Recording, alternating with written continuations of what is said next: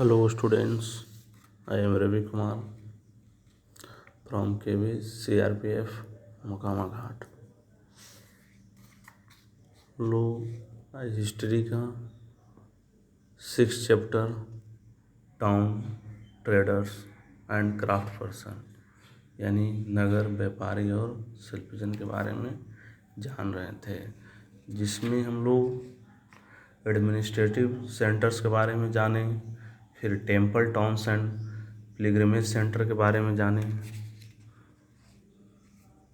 अब हम लोग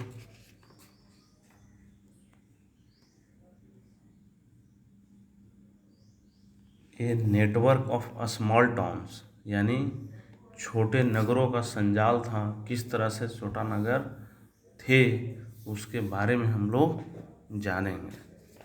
नेटवर्क था किस प्रकार से, बहुत सामने छोटे नगर थे।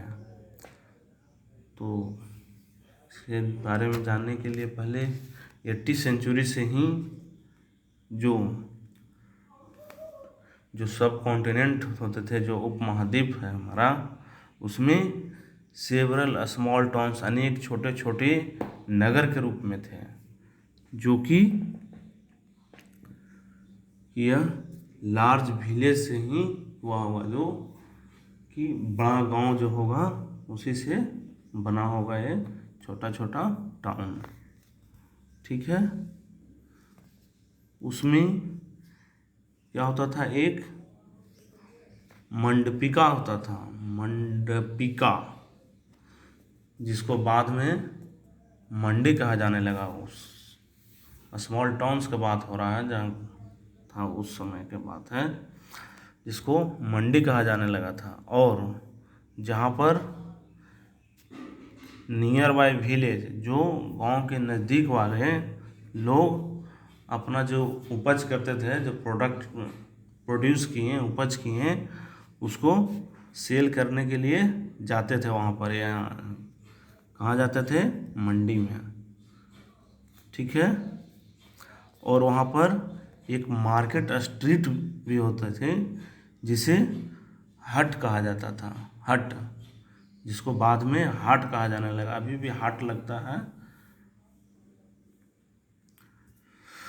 और वहाँ पर डिफरेंट काइंड्स, जो भिन्न भिन्न प्रकार के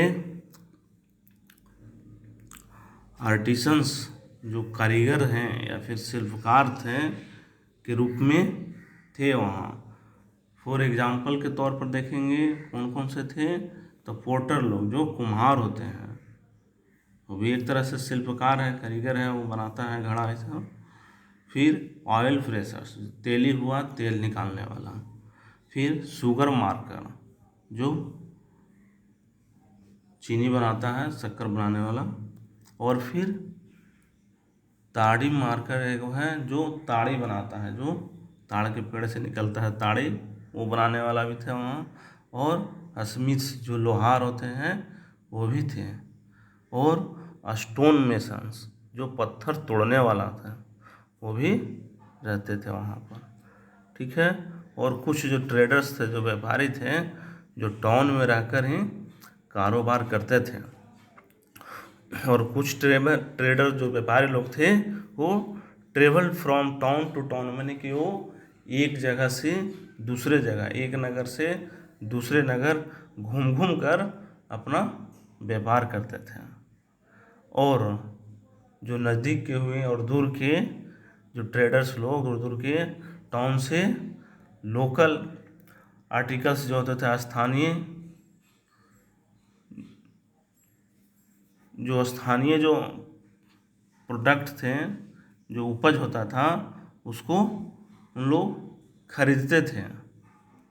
और वो क्या करते थे कि दूर दूर जगह पर, डिस्टेंस प्लेस पर, स्थान पर उसको बेचते थे, जाकर सेल करते थे। जैसे मैं एग्जांपल के तौर पर कौन कौन सा है, दूर जगह के जो प्रोड्यूस हैं, प्रोडक्ट जो है, वो कौन कौन से थे, जैसे में हॉर्स है, या साल्ट हो गया, या कम्फोर हो गया, कपूर, या सफोर, केसर, और बेटल नट, पान सुपारी, और पीपर जो काली मिर्च होता है जिसको ये सेल करने के लिए आते थे। कहाँ पर बात हो रहा है जी, जो मंडी था और जो हाट लगा था वहाँ के बात हो रहा है कि इन लोग दूर दूर से भी अपना उत्पाद जो होता था उसको लाकर यहाँ बेचते थे मंडी में। ठीक है। और उसी समय एक सामंत था, व्यवस्था था, या फिर उसको कहिए बीते समय के जो जमींदार रहते थे वो इस प्रकार के टाउन में या फिर इसके नियर जो नज़दीक में होते थे वो अपना महल बनाते थे, आसपास किलेबंदी करके वो महल बना लेते थे। और जो सामंत होता था वह जो ट्रेडर्स और आर्टिसंस जो होते थे, जो शिल्पकार लोग और व्यापारी लोग के जो वस्तु पर उन लोग टैक्स लगाते थे, कर लगाते थे। और वे कभी कभी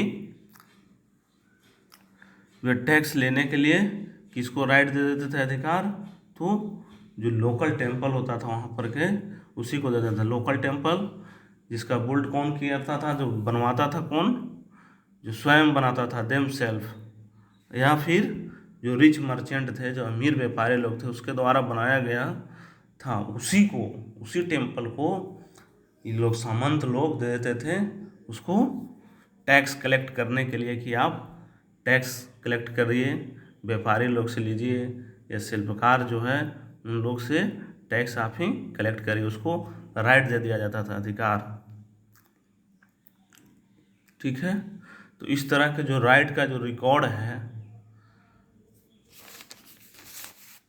उसके रिकॉर्ड का, राइट का जो रिकॉर्ड है जो किस में मिलता है हमें, तो इंस्क्रिप्शंस जो अभिलेख है उससे पता चलता है हमको। जो टैक्स देने के लिए, टैक्स ऑन मार्केट, जो मार्केट में टैक्स देता था, तो किस तरह से उसको टैक्स लिया जाता था उसके बारे में भी हम लोग जानेंगे। इसका हम लोग को पता किससे चला, तो अभिलेख के थ्रू। ठीक है। तो इस तरह के जो अभिलेख थे का रिकॉर्ड कहाँ से हमको मिला, 10th सेंचुरी में राजस्थान के इंस्क्रिप्शंस जो अभिलेख से हम लोग के पता चला कि इस सामंतों के द्वारा ये टैक्स लगाया जाता था। ठीक है। जिसमें कौन कौन से चीज़ पर टैक्स लगाते थे, जैसे शुगर हुआ, चीनी, शक्कर, फिर गुड़ हुआ, फिर डाई जो करने वाला रंग हुआ, फिर धागा पर भी, फिर कॉटन जो हुआ उस पर भी, फिर कोकोनट नारियल पर भी, फिर साल्ट पर, और सुपारी, बटर, मक्खन, और तिल का तेल हुआ, या फिर क्लॉथ, ये सब कपड़ा पर भी टैक्स लगाते थे। तो ये सब हमें किससे पता चला, तो राजस्थान में जो एक अभिलेख मिला उसी से हम लोग के पता चला कि इस तरह से ये सब वस्तु पर टैक्स लगाया जाता था। ठीक है।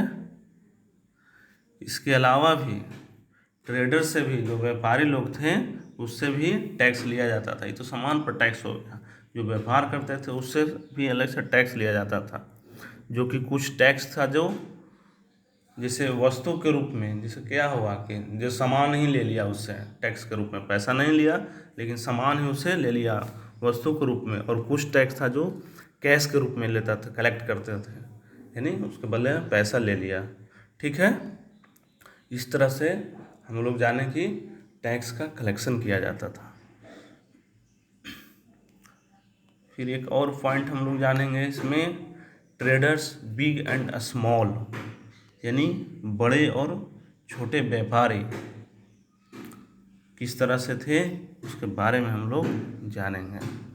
जो ट्रेडर्स थे, जो व्यापारी, जो कई तरह के होते थे उस समय। कुछ ट्रेडर स्पेशली हॉर्स ट्रेडर थे, माने घोड़ा को व्यापार करते थे। कुछ ट्रेडर्स स्पेशल रूप से, जो कि क्या थे, अपने एक एसोसिएशन, जो संघ बनाते थे इन लोग, जिसका एक हेड मैन होता था, यानी मुखिया होता था उस संघ का, जो हॉर्स को जो खरीदने वाला जो वॉरियर्स थे, जो योद्धा, उनसे वो संपर्क करते थे या फिर बातचीत करते थे ताकि वो घोड़ा को खरीद सकें।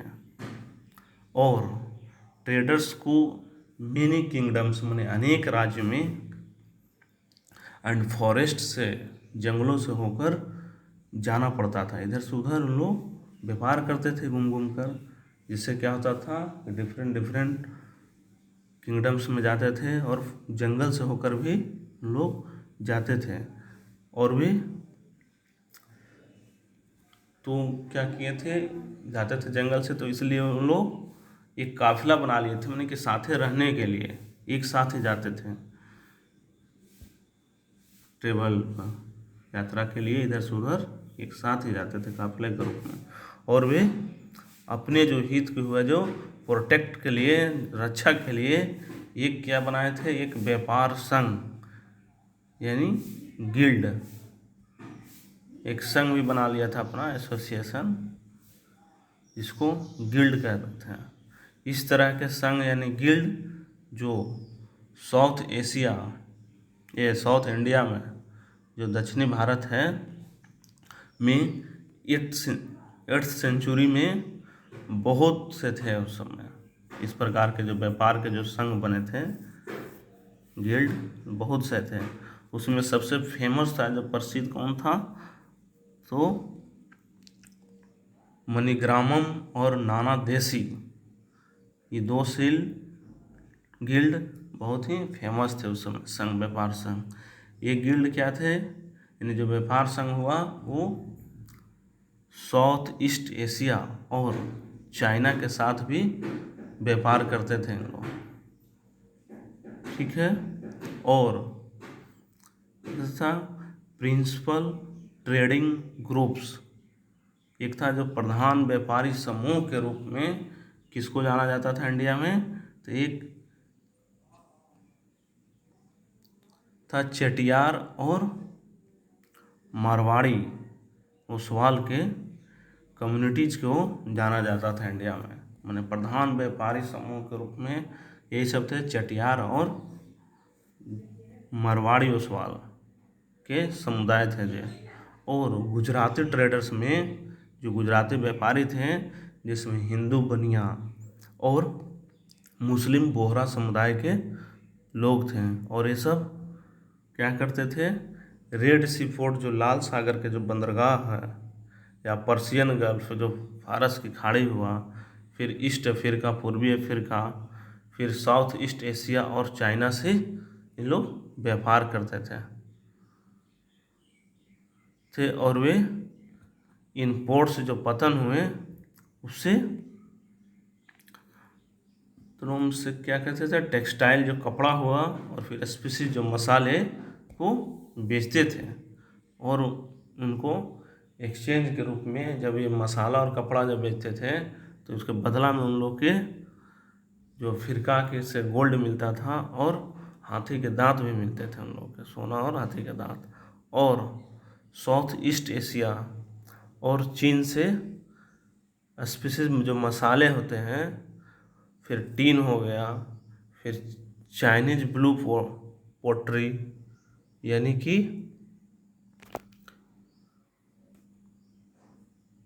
जो मिट्टी के जो नीला बर्तन था चाइनीज, वो और लाते थे। और फिर एक सिल्वर जो चांदी भी लाते थे।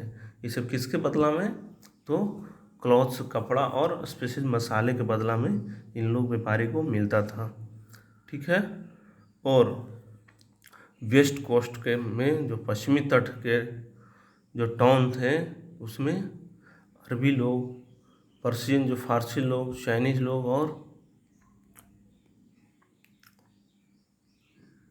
और यहूदी लोग और सीरियाई जो ईसाई हुए, वो सब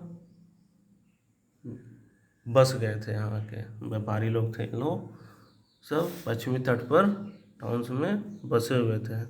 और रेड सी पोर्ट पर, जो लाल सागर बंदरगाह है, में बेचे जाने वाले इंडियन स्पेसीज जो मसाला था, भारतीय मसाला, और जो क्लॉथ को इतावली ट्रेडर्स लोग, इतावली व्यापारी द्वारा इसे खरीदा जाता था, और इसे जब खरीद के उन लोग कहाँ ले जाते थे, यूरोपीय मार्केट में, और उन लोग उसको हाई प्रॉफिट पर, ज़्यादा अधिक मुनाफा पर इसको बेचते थे, भारतीय मसाला को और कपड़ा को। और यहाँ के जो इंडियन जो स्पीसीज से मसाले थे, जिसमें काली मिर्च हुआ या दालचीनी, जाफरा या सौंठ, ये सब क्या था, जो यूरोपियन कुकिंग में बहुत ही इम्पोर्टेंट माना जाता था, बहुत मैंने फेमस था वहाँ, सब बहुत अच्छा लगता होगा यूरोपियन लोग के। और जो इंडियन कॉटन कॉटन जो क्लॉथ थे, जो भारतीय जो सूती कपड़ा हुआ, वो भी बहुत ही वेरी अट्रैक्टिव था यूरोपियन लोगों के लिए, और उन लोग बहुत ही इसको पसंद करते थे। ठीक है, इन्हीं सब जो चीज़ था, जो मसाला के लिए और क्लॉथ्स, इंडियन जो कॉटन कपड़ा हुआ, उसके चलते यूरोपीय ट्रेडर्स लोग इंडिया में आते थे। ठीक है, इस तरह से हम लोग आज जाने ये नेटवर्क ऑफ स्मॉल टाउन्स के बारे में, और ट्रेडर्स बिग एंड स्मॉल, यानी कि बड़े व्यापारी और छोटे व्यापारी के बारे में हम लोग जाने। ओके।